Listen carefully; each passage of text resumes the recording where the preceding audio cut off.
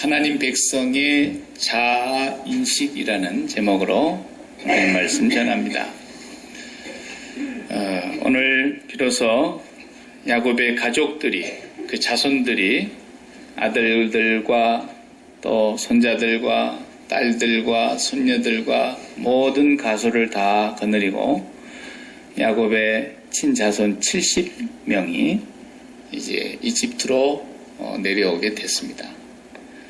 그리고 원래 이집트 사람들은 46장에서 말한 대로 목축업을 아주 천한 직업으로 여겼다고 했습니다.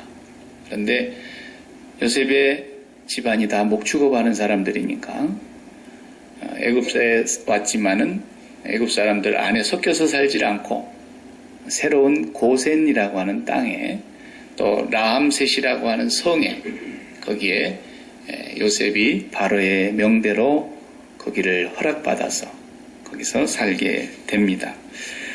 오늘 본문에서 우리가 보고자 하는 말씀의 핵심은 당대의 오늘로 비유하자면 이집트는 미국과 같은 나라입니다. 세계 최강의 최대의 그런 문화를 자랑하고 힘 있는 군사력을 자랑하고 그런 나라였는데 그 나라의 제국의 왕을 그나마 천시 여긴다고 하는 일개의 목축업을 하는 노인 야곱이 그 궁궐에 들어가서 바로를 축복한다는 얘기를 보려고 하는 것입니다. 바로를 두 번을 축복하는 겁니다. 그냥 대왕폐하 만세 뭐 이런 그런 입에 바른 칭호를 부르는 게 아니고 들어가서 축복하고 나오면서 축복하고 나옵니다. 이게 상식적으로는 얘기가 안 되는 얘기죠. 제가 빌 게이츠를 만나가지고 이리 오시오 내가 축복해 줄 테니까 앞으로 돈 많이 벌기를 바랍니다. 이런 얘기와 같은 얘기란 말이죠. 100불 갖고 있는 사람이 100억 불을 갖고 있는 사람한테 뭐 축복을 해줄 게 있겠어요. 자기는 평생을 달려도 바로 왕이 누리고 있는 거 10분의 1, 100분의 1, 1000분의 1도 못 누리는데 평생 그걸 달려갔지만 다 제로가 돼버렸고 가난이 와버렸고 기근이 와가지고 그냥 살 수 없게 돼버렸는데 요셉 안 만났더라면 일생을 달려온 게 다 헛걸음이 될 뻔했지 않습니까? 그러니까 130년을 달려가도 자기는 꿈도 못 꾸는 그런 것을 다 누리고 있는 바로왕 앞에 가서 축복을 하고 나오다니 말이죠. 이 하나님의 백성들의 이 자아의식이 어떠해야 되느냐. 그리고 무엇을 근거로 어디를 기준으로 우리가 자아의식을 갖고 살아야 되느냐. 굉장히 중요한 거예요. 야곱이 오늘 이제 바로 앞에 섰는데 7절에 보니까 요셉이 아비 야곱을 인도하여 바로 앞에 서게 하니 야곱이 바로에게 축복하매 그랬어요. 그러자 바로가 야곱에게 연세가 몇입니까? 물었습니다. 야곱이 바로에게 대답합니다. 내 나그네 길의 세월이 130년이니이다. 그때 당시로는 얼마 안 잡순 거예요. 자기 할아버지가 175세를 살았으니까 아브라함이 자기 아버지 이삭이 180세를 살았으니까 거기에 뭐 한참 미치지 못하죠. 야곱은 147세에 세상을 떠났으니까 향년이 할아버지와 아버지에게 비하면 훨씬 얼마 안 돼요. 애굽에 내려온 지 17년을 더 살고 가셨어요. 지금 도착한 데가 130세예요. 내 세월이 나그네 세월에 130살을 살았습니다. 우리 조상 나그네 세월에 비하면 너무너무 작게 살았지만 그 다음에 뭐라 그랬어요? 험악한 세월을 살았습니다. 이렇게 얘기했어요. 이 험악한 세월을 살았다고 자기네 생애를 그렇게 표현하는 거 이것도 우리가 유념해서 봐야 돼요. 사람은 다 인지상정이 있어요. 자기가 좀 성공하고 남다르게 좀 특별한 어떤 자리의 지위를 갖게 되고 그러면요 그 사람의 생애가 다 미화되는 거예요. 그렇죠? 네. 그게 뭐 대통령이 됐다, 재상이 됐다 그러면은 과거가 다 미화되고요. 오늘 내가 이런 영화가 있으려고 지난날에 이렇게 어려움이 있었는가 보구나. 다 그렇게 해석을 하는 거예요. 사람들이 다 그렇다고. 야곱은 그렇게 말하지 않았어요. 자기의 생애는 생애고 자기의 생애가 잘못된 건 잘못된 거고 험악한 세월을 살아온 건 살아온 것이고 그것을 분명하게 자신 있게 부끄러워하지 않고 지금 얘기를 하고 있는 겁니다. 자기가 잘못 살았다는 거예요. 험악한 세월을 살았습니다. 우리 조상 나그네로 살았던 사람들에 비하면 나이도 얼마 안 되지만 내가 살아온 세월은 너무너무 험악했습니다. 이것이 야곱이 지금 자기의 삶을 솔직하게 바로 앞에서 얘기를 합니다.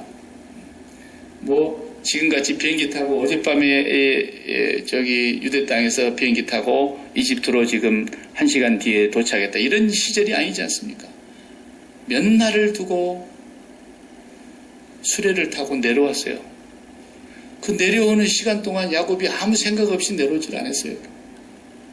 요셉이 살아있다는 얘기를 들을 때부터서 심장이 벌떡거리는데 심장을 제대로 가누지도 못했을 만큼 가슴이 막 뛰는데 정신을 차리고 이제 요셉이 보낸 수레를 타고 내려오는 그 몇 날 며칠 동안에 야곱은 꼼꼼히 생각해 봤을 거예요.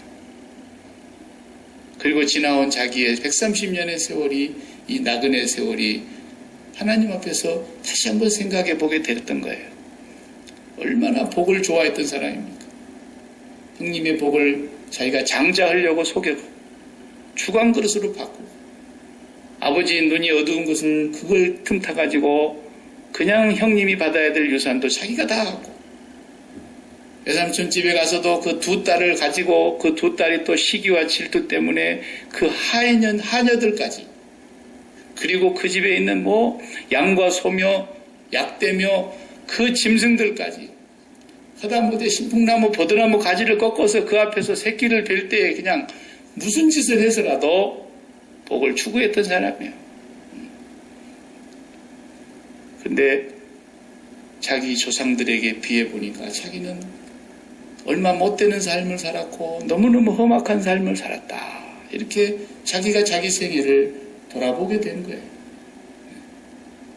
복을 추구해가고 살았던 사람하고 그 복을 약속한 하나님을 추구하고 살았던 조상들하고는 너무 거리를 느낀 거예요. 아브라함은 우리가 지금 아브라함 때부터 쭉 여기 47장까지 왔는데 아브라함은 복을 쫓아간 사람이 아닙니다. 하나님을 바라보고 하나님의 약속을 붙잡고 갔던 사람이죠. 근데 집 나올 때부터서 고향 떠날 때부터서 자기 부인한테 미리 경고를 했어요. 당신이 너무 이뻐서 내가 가면 당신을 빼앗기고 내가 죽음을 당할 것 같으니까 아예 처음부터 우리 약조를 맺읍시다. 나를 오빠라 그러고 당신을 내 누이라고 하겠소. 왜? 배달은 누이 동생이니까 실로. 그렇게 해가지고 그렇게 입을 맞추고 출발한 사람이에요. 형편없는 남자같이 아니 자기 아내를 빼앗아 가는데도 그냥 줬다고요. 한 번도 아내를 지키려고 하질 않았어요. 그냥 줬어요. 그런데 하나님은 놔버리면 다시 찾아다 주시는 거예요. 한 번도 자기가 언제 아들 주실랍니까? 아들을 구하질 않았어요. 저는 그저 엘리에셀 이 종 하나면 충분합니다. 얘가 우리 집 대를 이으면 됩니다. 그랬지. 그런데 하나님은 하나님이 복 주시겠다 그런 거예요. 재산을 탐내지도 않았어요. 소돔 왕을 만나가지고 그 동방의 연합군을 다 물리치고 자기 조카와 조카에 속한 모든 사람들과 그 소돔성의 시민들을 다 구해갖고 왔을 때 어땠습니까? 소돔 왕이 나와가지고 네가 뺏은 전리품이니까 다 가져라 그랬죠. 그래도 나는 실오라기 하나도 갖지 않겠습니다 그랬어요. 조카하고 땅을 나눌 때도 조카가 먼저 가져갔고 네가 동 나는 서고 그렇게 해서 다 줬어요. 아브라함은 복을 쫓아간 사람이 아니에요. 그 복을 약속한 하나님을 상대하신 분이에요. 처음부터 끝까지. 이삭도 그런 삶을 살았어요. 이 야곱은 그렇게 안 살았어요. 이 사람은 복을 추구하고 간 거예요. 처음부터. 그렇게 복을 자기 것으로 만들려고 복 그렇게 하고 수저 움푹 패인데도 복. 응? 처막 끝에 기왓장 마지막 마감하는데도 복. 베갯머리도 복, 이부자리 겉장에도 복, 사방이 뭐 한복을 입어 여기도 복. 얼마나 우리 민족이 복을 좋아합니까? 전부 복을 쫓아가는 거예요. 왜 그렇습니까? 자기의 자아에 대한 의식이 어디를 기준으로 나를 찾느냐는 게 중요한 거예요. 제가 늘 말하지만 나라고 하는 건 너가 없이는 절대로 생길 수가 없는 거예요. 모든 사람은 자아 실현이라고 하는 어떤 이상과 꿈을 갖고 있는 거예요. 나를 실현해보겠다고 하는 욕구가 있는 거예요. 근데 그 나라고 하는 것은 반드시 너가 있어야 내가 생기는 거지. 너가 없는데 나가 있을 수가 없어요. 어느 날 박 목사가 돌아다니면서 나는 미 합중국 대통령이야. 그러고 막 다녀봐요. 그럼 저를 잡아다 정신병원으로 넣어버려요. 왜? 너가 없는데 내가 어떻게 대통령이냐는 거예요. 그것은 오바마 씨만 할 수 있는 얘기를 해요. 그분은 너라고 하는 미국 땅과 미국 시민이 있기 때문에 자기가 미국 합중국의 대통령이라는 거예요. 그 너 자리에 너라는 게 뭐냐라는 거예요. 그래서 사람들이 성공한 사업, 그래야 그게 너가 되어야 나는 뭐가 되는 거예요? 성공한 사업가가 되는 거예요. 성공한 자녀가 저기 있으면 그게 너가 되어서 자녀 성공을 시킨 부모라는 내가 여기 있는 거예요. 모든 사람들이 다 자아 실현, 자기 어떤 자아를 성취하기 위해서 그런 욕구를 가지고 막 살아간다는 거예요. 이것이 세상 사람들 살아가는 방식인 거예요. 우리도 그렇게 살면 그건 예수 믿는 사람이 아니에요. 정신 나간 사람이죠.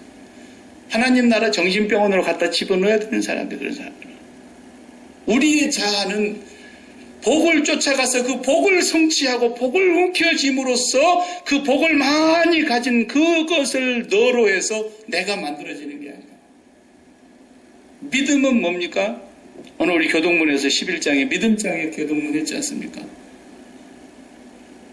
믿음이라는 것은 하나님께로 나아가는 거예요. 하나님을 상대하려고 가는 거예요. 하나님을 너의 자리에 두려고 가는 거예요. 그 너의 자리에 하나님이 계시고 그 하나님 때문에 오늘 내가 있다라는 거예요. 그래서 하나님께 나아가는 자는 그게 믿음이라는 거예요. 반드시 그가 살아계신 것과 그를 찾는 자들에게 상을 주시는 분이라는 걸 믿어야 할지니라. 이게 믿음이라는 거예요. 그러니까 우리가 매일매일 상대하는 것이 너의 자리에 누가 있느냐를 가지고 나를 실현하려고 하는 것이 인간인데 그 너의 자리에 하나님을 상대하러 가는 거라니까요. 제자들은 풍랑을 만났을 때 풍랑을 상대하니까 물에 빠져 죽을 것 같고 꿈도 못 꿔보고 그냥 여기서 인생 종칠 것 같고 막 그러니까 우리가 죽게 됐는데 하나님 이러십니까? 주님을 깨우죠. 주님은 풍랑을 상대하는 분이 아니에요. 주님은 하나님만 상대하시는 분이다.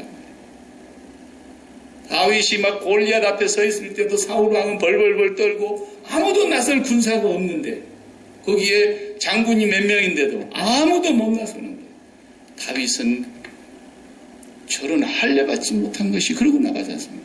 할례라는 말의 의미가 내가 하나님 앞에 서 있다 그런 뜻이거든요. 저런 할례 받지 못해 하나님 앞에 저런 것은 상대할 존재가 못 된다는 거예요. 내가 상대하는 만군의 주 여호와 하나님 앞에서 내가 너에게 지금 간다 이렇게 말했다는 거예요. 신앙이라고 하는 것은 완전 하나님을 상대하는 거예요.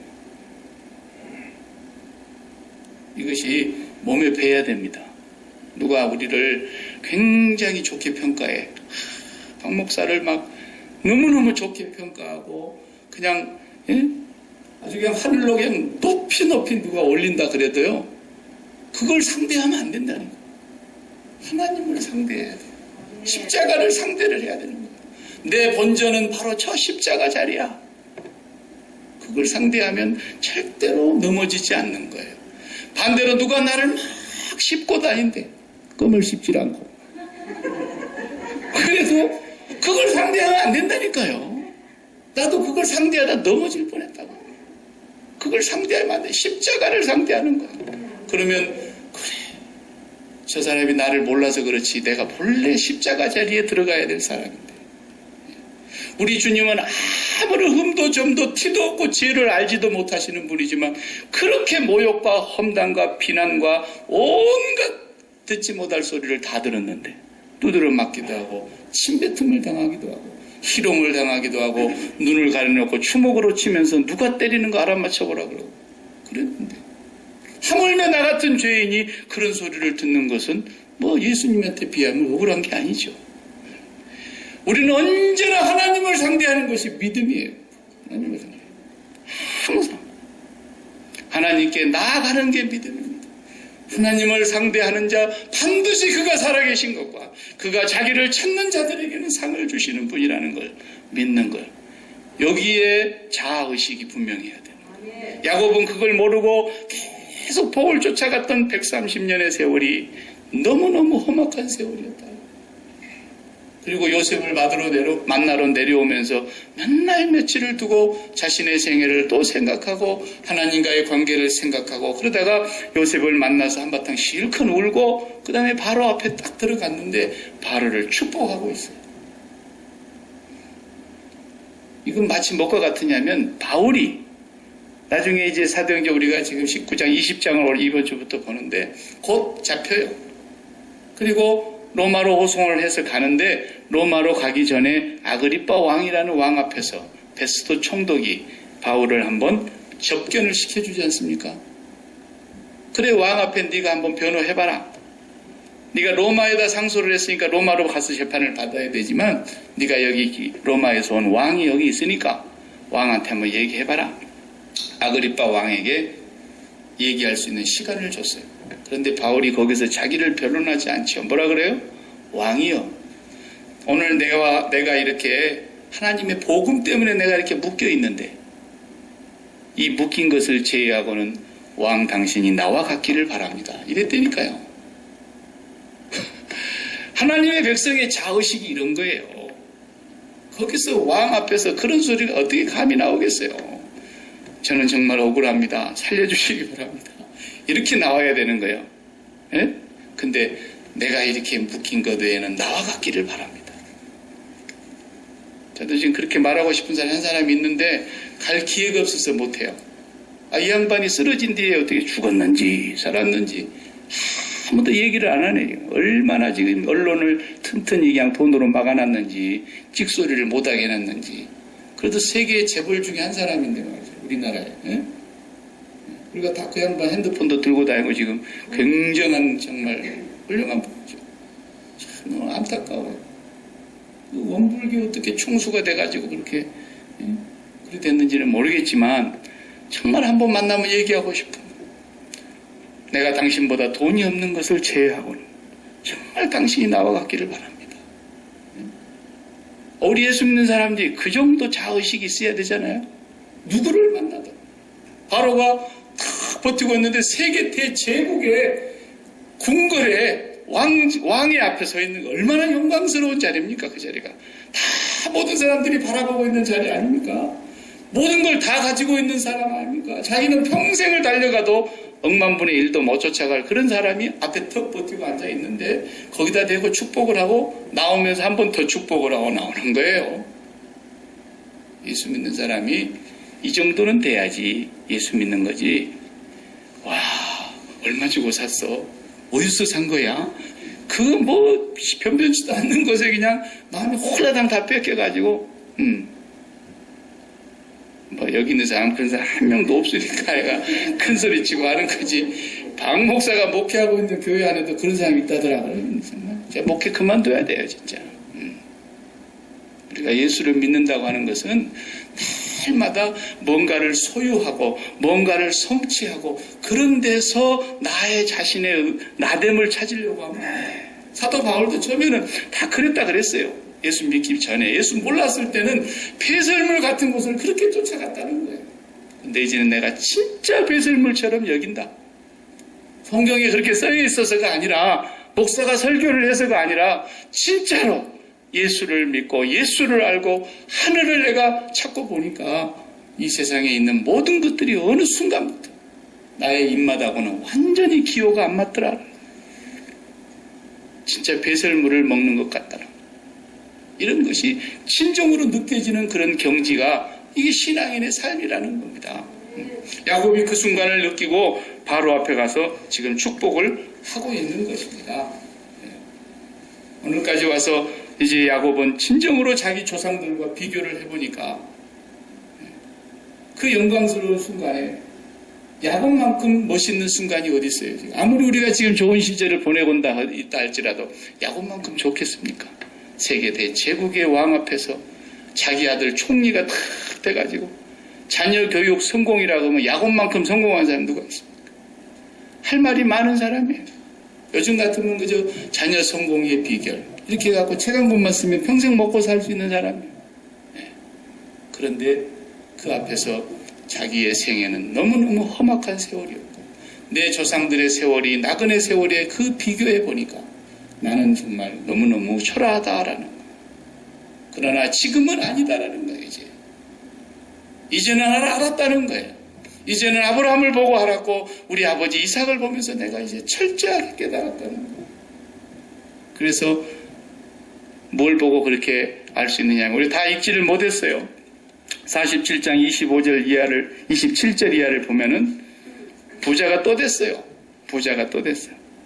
이스라엘 족속이 야곱을 말하죠. 야곱 족속이 애굽 고센 땅에 거하며 거기서 산업을 얻고 생육하며 번성하였더라. 여기로부터서 이제 400년 동안 모세가 이 백성의 후손을 이끌고 출애굽하기까지 여기서 사는 거예요. 지금 출애굽기가 그래서 시작되는 거 아닙니까? 아브라함에게 이미 말씀하셨지 않습니까? 네 조상 네가 잠들고 난 뒤에 네 후손들이 애굽에서 400년 동안 종살이를 할 것이다. 이미 아브라함께 다 일러주신 말씀이에요. 그리고 이제 아브라함의 자손 야곱이 거기를 내려갖고 출애굽을 하기까지 400년 동안 여기서 살아야 되는데 야곱이 이제 17년을 지내서 147세가 가까우니까 요셉을 부르지 않습니까? 요셉을 불러다 놓고 유언을 하는 걸 보십시오. 거기 28절에 야곱이 애굽 땅에 17년을 거하였으니 그의 연수가 147세라. 이스라엘의 죽을 기한이 가까움에 그가 그 아들 요셉을 불러 그에게 이르되 이제 네가 내게 은혜를 입었거든 청하노니 내 손을 내 환도뼈 아래 넣어서 나를 인애와 성심으로 대접하여 애굽에 장사하지 않기를 맹세하고 내가 조상들과 함께 눕거든 너는 나를 애굽에서 메어다가 선영에 장사하라. 유언입니다. 내 유고를 절대로 이 땅에 장례시내지 마라. 무슨 말입니까? 이 땅은 아브라함 때 약속한 대로 우리 후손 때 반드시 나올 것이다. 우리가 살 땅이 아니다. 우리가 있을 곳이 아니다. 그러니 내가 죽거들랑 우리 조상이 누워있는 거기 선영에 갔다가 나를 꼭 묻어다오. 내 환도뼈 아래 손을 놓고 맹세해라 그랬어요. 정말 야곱이 정신이 바짝 들은 거예요. 그래서 우리가 영적으로 볼 때 출애굽하지 않으면 절대로 구원이 없어요. 하나님의 약속의 땅에 못 가는 거예요. 그걸 오늘 우리식으로 21세기 말로 영어로 바꾸면 우리가 출세상하지 않으면 절대로 천국 못 간다는 뜻이에요. 세상을 떠나야 되는 거예요. 이 심장이 멎어서 세상을 떠난 사람은 천국 가는 게 아니에요. 우리가 이 세상 사는 동안에 우리의 마음이 출세상해야 되는 거예요. 그래서 히브리서 기자가 히브리서 11장 우리가 오늘 교동문 낭독한 길게 썼지 않습니까? 히브리서 11장에 믿음장에서 이 사람들은 다 땅에서는 나그네로라 외국인이라 함을 칭함을 받고 살았지만 그들이 나왔던 본래의 그 고향을 찾아가려고 했더라면 얼마든지 갈 수 있었으려니와 이제는 더 나은 본향을 사모하니 곧 하늘에 있는 것이라 그랬어요. 그들의 마음은 세상에 있었지만 이미 마음이 줄 세상에서 하나님의 나라에 본향이 있었다는 겁니다. 야곱은 그 약속을 요셉에게 맹세케 했어요. 절대로 나를 여기다 무덤을 두면 안 돼요. 약속의 땅, 언약의 땅, 우리에게 약속하신 그분의 땅으로 가야 된다. 나중에 우리 한번 보면은 요셉 요셉도 죽어요. 요셉도 결국은 장례를 해야 되지 않습니까? 요셉이 아버지를 그래서 고국 땅에 묻어놓고 다시 옵니다. 그런데 요셉이 죽고 난 뒤에 요셉이 죽기 전에 또 뭐라 그럽니까? 내 유고를 반드시 우리 아버지 누워있는 곳에 묻어다오. 절대 애굽의 종이니까 묻힐 자리가 국립묘지가 있는 거예요. 쉽게 말하면 절대 안 된다. 나중에 우리 출애굽기를 읽어보면 출애굽기에 나옵니다. 모세가 나오면서 어떻게 잘해요? 모세의 유고를 출애굽기 13장을 읽어보면 나와요. 모세의 유고를 요셉의 유고를 메고 나왔다 그랬어요.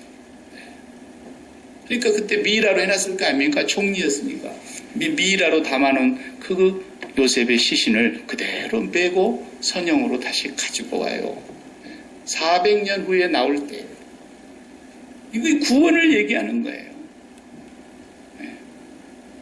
우리 사람의 심정 같으면 미국 땅에 아메리칸 드림을 가지고 이 땅에 꿈을 꾸면서 이 땅에 왔는데 정말 번영하고 자손이 무수하게 벌어나고 이 땅에 넓은 땅과 큰 부를 소유하면서 살았다고 한다면 유언을 남길 때 뭐라 그러겠어요? 대대로 여기서 잘 살아라. 복 받고 살아라. 이렇게 하겠잖아요. 보통 사람 같으면 다. 그러나 야곱은 그렇게 말하지 않는다. 얘들아, 여기가 우리 살 땅 아니야. 우리는 이 땅에서 나그네야. 이 땅에서 외국인이야. 이 땅에 비자도 없고 여권도 없고 시민권도 없고 영주권도 없고 살아가는 사람들의 삶처럼 사는 거예요. 정말로 이 땅이 우리의 영원한 땅이 아니다라는 거예요. 그러면서 날마다 하나님의 나라 그 본향을 찾아가는 그것이 우리 그리스도인의 자의식이라는 거예요. 나그네라는 거예요. 이걸 잊지 말아야 된다는 거예요. 제가 축구를 좋아해요. 잘하지 못해도. 그러면 유럽 프리미어리그 같은 거 할 때 한 번씩 보는데 다 못 봐도 그 가만히 보면요. 그 어마어마한 그 승부에 그 돈이 왔다 갔다 하지 않습니까? 영광도 거기에 있고. 그러면 그 골 넣는 사람들이 골 넣고 난 뒤에 장면을 가만히 봐봐요. 그 모션이 재밌습니다. 어떤 사람은 자기 이 가락지에 이렇게 입 맞추면서 와이프한테 영광을 돌리는 사람도 있고, 어떤 사람 보면은 막 그 함성을 지르는데 이러고 가는 거예요. 이러고 가는 거예요. 저 위에 분에게 영광을 올린다는 거예요. 어떤 사람 아예 뭐 여기다가 소모를 긋죠. 이렇게 하면서 말이에요. 또 어떤 선수는 막 이래요. 자기를 보러 가요. 자기를. 예. 그러니까 무엇을 통해서 나를 발견하느냐, 자의식이 어디에 기준을 두고 있느냐에 따라서 그 사람의 인생이 다 달라지는 거예요. 네. 우리는 항상 이러고 다녀야 되는 사람이에요. 이렇게 하면서 말이죠. 멋지잖아요. 네. 얼마나 인생이 멋집니까? 그렇게 해서 지금 야곱이 인생의 마무리를 아주 멋지게 하고 있는 것이에요. 이 사람들은 다 믿음을 따라 죽었으며 약속을 받지는 못하였으되 이렇게 말하고 있어요. 그렇죠. 약속은 못 받았죠. 왜? 시기가 안 맞았으니까 돌아가셨죠. 다. 멀리서 그러나 그 하나님을 바라보면서 신실하신 하나님을 바라보면서 환영했다. 그래서 하나님을 받아들인 거예요. 이것이 오늘 우리가 갖고 있는 믿음입니다. 저와 여러분들이 세상을 출세하려고 산다면 예수 다시 믿어야 되는 거예요. 우리는 출세하려고 사는 게 아니라 출세한 너를 통해서 나를 발견하려고 하는 것이 아니라 우리는 출세상하기 위해서 사는 거예요. 이 사람만 예수 믿는 사람이고 이 사람만 나그네로 사는 사람이고 이 땅을 최희준 선생님 말대로 하숙생으로 사는 거예요. 하숙생 노래 한번 불러볼까요? 네. 인생은 나그네 길 어디서 왔다가 어디로 가는가. 이 양반이 예수 잘 믿는 분이에요. 제 1년 후배가 서울대에 나왔는데요. 이 친구가 목사가 됐어요, 지금은. 근데 그 친구가 서울 강남에서 서울대 다닐 때니까 얼마나 과외를 많이 했겠어요. 유명한 과외 선생인데 이 친구가 최희준 선생님의 아들을 이제 집에 가서 이렇게 과외를 해주고 그랬어요. 근데 위층에 예방에서 이렇게 공부를 가르치고 있으면 아래층에서 최희준 선생님이 이 노래를 부르더래요.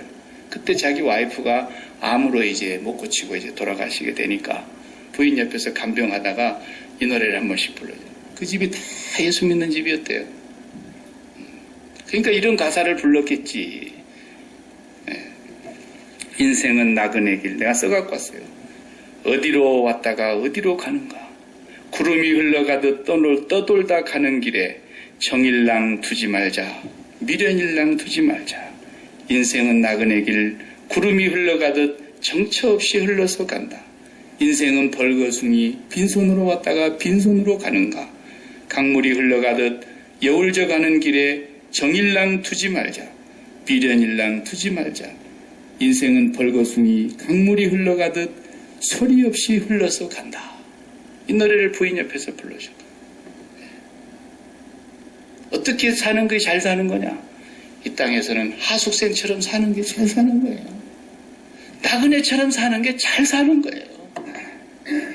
그리고 우리의 마음이 출세상에서 하나님 나라 본향을 찾아가는, 그래서 날마다 하나님께 나아가는 자, 그 사람이 하나님이 살아계신 것과 그를 찾는 자에게는 반드시 상을 주신다는 사실을 아브라함도 저 멀리서부터 바라보았고, 오늘 또 우리도 같은 하늘 아래서 바라다보고 있는 거예요. 야곱이 이 믿음을 갖고서 바로왕을 보니까 불쌍한 거예요. 하나님이 없이 가지고 있는 모든 것이 다 낯생이에요. 아무것도 없다는 거예요. 그래서 창세기에 아예 그냥 1장 2절에 딱 선언을 하고 있어요. 이 세상은 혼돈과 공허와 흑암이 깊음 위에 있다. 이게 무슨 뜻인가 나중에 제가 한번 설교하겠어요. 이 세상은 흑암과 혼돈과 공허뿐이에요. 절대로 이 세상에 답이 없어요. 답인 줄 알았다가 이제는 내가 됐다라고 생각했는데 답이 아니에요. 그러니까 다시 공허가 밀려오는 거예요. 그래서 세상이 참 허무하네. 다 그렇게 얘기하고 끝나버리는 거예요, 인생이. 지금 그 양반도 얼마나 허무합니까? 그렇게 많은 영광도 누리고, 그렇게 많은 사람들에게 공헌도 하고, 그 사람 그늘 밑에서 수많은 사람들이 다 먹고 살고 그랬지만, 인생이 얼마나 허무합니까? 하나님을 발견치 못한 인생. 아무것도 아닙니다. 오늘 또 그런 사람이 이 세상에 부지기수예요. 예수를 믿는 사람이 적어도 그런 사람들 앞에 가서 내가 당신보다 못한 것이 부지기수로 많지만 그걸 빼놓고는 나와 같기를 바랍니다. 하나님 나라를 그들에게 소개하고 예수 그리스도를 그들에게 전해줄 수 있는, 이것이 진정한 하나님의 백성의 자의식을 가진 사람들이라는